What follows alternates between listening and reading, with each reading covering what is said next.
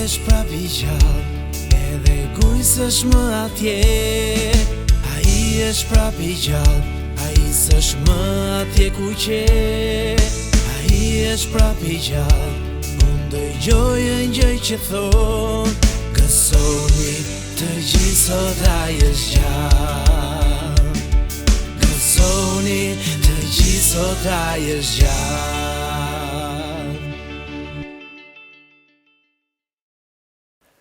Të dashur miq, sot qëndrojmë së bashku në pragun e ngjarje të madhe shpirtërore.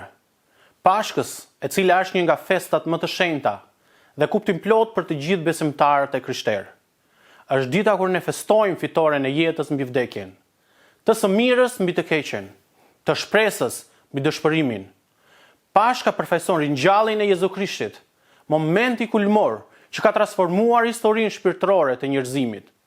Kjo ngjarje nuk është vetëm një festim fetar, por një mesazh universal që dashuria, sakrifica dhe përkushtimi mund të tejkalojnë çdo sfidë. Përmes sakrificës së Tij, Jezus Krishti u bë simboli I shpërblimit dhe mëshirës hyjnore. Ajo që ne shohim dhe kuptojmë nga Pashka e parë, në dhjetën e vjetër, shohim që Pashka e parë është një nga momentet më të rëndësishme në historinë biblike të Izraelit, e cila na kujton çlirimin nga skllavëria, nga Egjipti.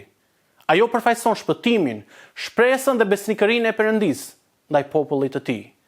Në librin e Eksodit, kapitulli 12, na tregohet dhe përshkruhet momenti kur Perëndia urdhëron izraelitët që të flijojnë një qenj të papërlyer dhe të lyejnë shtalkat e dyrëve me gjakun e qengjit, që ti mund të shpëtonin kalimit të angjëllit të vdekjes. Simbolika kryesore e Pashkës së parë është qengji I flijuar, simboli I pajtimit, dhe në cilën e shohim në Eksodit 12 vargu 5 dhe 7, ku na thuhet: qengji juaj do të jetë pa të meta, mashkull, motak, mund të merrni një qengj ose një kec. Do ta ruani deri në ditën e 14 të këtij muaji, dhe tërë asambleja e popullit të Izraelit do ta therrë atë në të ngrysur. Pastaj do të marrin nga ai gjak, do ta vënë mbi 2 shtalkat dhe mbi arkitraun e shtëpisë, ku do të hanë.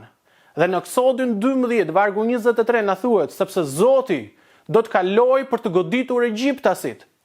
Po kur të shohë gjakun mbi arkitraun dhe mbi 2 shtalkat, Zoti do të kalojë më tej derës dhe nuk do të lejojë shkatërruesin të hyjë në shtëpitë tuaja për t'ju goditur. Perëndia bëri të mundur që me anë të gjakut ndëshkimi të tejkalohej. Dhe gjithashtu në Eksodit 12 vargu 4 na flitet: ajo ditë do të jetë për ju një ditë për t'u mbajtur mend dhe ta kremtoni si një festë kushtuar Zotit, do ta kremtoni nëpër kohra si ligj të përjetshëm. Me Pashkën e parë, njerëzimi kuptoi dhe mësoi se shpëtimi nuk vjen nga fuqia e njeriut, por nga besnikëria dhe mëshira e Perëndisë. Ajo shërben si një kujtesë që çdo gjenerat duhet të qëndrojë besnike ndaj Perëndisë dhe falendëruese për shpëtimin hyjnor. Pashka e dytë, ne shohim kuptimin dhe përmbushjen në Krishtin. Në Pashkën e dytë, e cila përkujtohet dhe festohet nga të krishterët, është ngjarja e cila përmbushi simbolikën e Pashkës së parë. Jezu Krishti u bë qengj I shenjtë dhe I përsosur I flijimit, duke marrë mbi vete mëkatet e njerëzimit dhe duke na dhënë shpresë për jetën e përjetshme. Kryqëzimi dhe ringjallja e Tij janë thelbi I këtij kremtimi. Ajo çfarë ne shohim gjithashtu më poshtë është në kujtimin që ne shohim darkën e fundit dhe shohim në Luka kapitulli 22 vargu 19 dhe 20. Pastaj mori bukën, falenderoi, e theu dhe u dha atyre duke thënë: ky është trupi im që është dhënë për ju, bëni këtë në përkujtimin tim. Po kështu pas darkës mori kupën duke thënë: kjo kupë është beslidhja e re në gjakun tim që është derdhur për ju. Ne shohim që kryqi është simboli I sakrificës së përjetshme. Dhe shohim në Luka kapitulli 23 vargu 33. Dhe kur arritën në vendin që quhet Kafka, aty e kryqëzuan atë dhe keqbërësit, njëri në të djathtë dhe tjetri në të majt. Dhe Jezus I tha: o atë fali ata, sepse nuk din se të shbëjnë. Pastaj, pasi ndan rrobat e tij, hodhën short. Ne shohim fitoren e jetës mbi vdekjen. Në Luka kapitulli 24, vargu 6 dhe 7, na thot: ai nuk është këtu, por është ringjallur.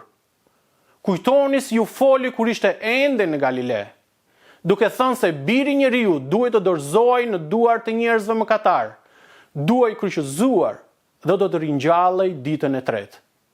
Ne shohim që Pashka e dytë na kujton se shpëtimi nuk është i përkohshëm, por i përjetshëm.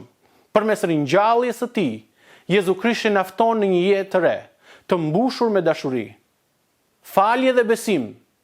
Gjoni kapitulli parë, vargu 29, ne shohim: ja, qengji i Perëndis që heq mëkatin e botës. Dhe në Gjoni 3:16, sepse Perëndia e deshi aq botën sa dha birin e tij të vetëm lindur, që kushdo që beson në të mos u mbas, por të ketë jetë të përjetshme. Të dashur motra dhe vëllezër, Pashka është një thirrje për të rilindur dhe për të përqafuar një jetë udhëhequr nga drita e Krishtit. Pashka na kujton se shpresa kur nuk shuhet edhe në çastet më të herta të jetës tonë. Pashka është një ftesë për të filluar një jetë me Krishtin, për të rilindur shpirtërisht dhe për të pasur besim në Perëndin. Nga Pashka e parë mësojmë se Perëndia na çliroi nga skllavëria e mëkatit, ndërsa nga Pashka e dytë kuptojmë që ai na dhuron jetën e përjetshme. Le të përfitojmë nga ky moment i shenjtë për të reflektuar mbi jetën tona, për të falur dhe për të dashur më shumë. Miq të dashur, Pashka nuk është thjesht një fest për të festuar, por është një thirrje për të jetuar jetën me besim të plot, me zemër të hapur dhe me shpirt të dashur. Le kujtojmë gjithmonë dashurinë e tij, të pakushtëzuar, dhe le ta reflektojmë atë në veprat tona të përditshme. Le të festojmë këtë Pashkë me një zemër plot mirësi dhe dashuri. Amin. Perëndia ju bekoft.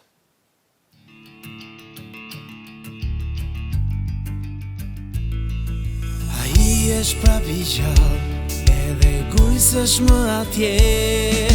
Ai është prapë i gjallë, ai s'është më atje ku qe. Ai është prapë i gjallë, unë dëgjoj një gjë që thonë: gëzoni të gjithë sot ai është gjallë. Gëzoni të gjithë sot ai është gjallë.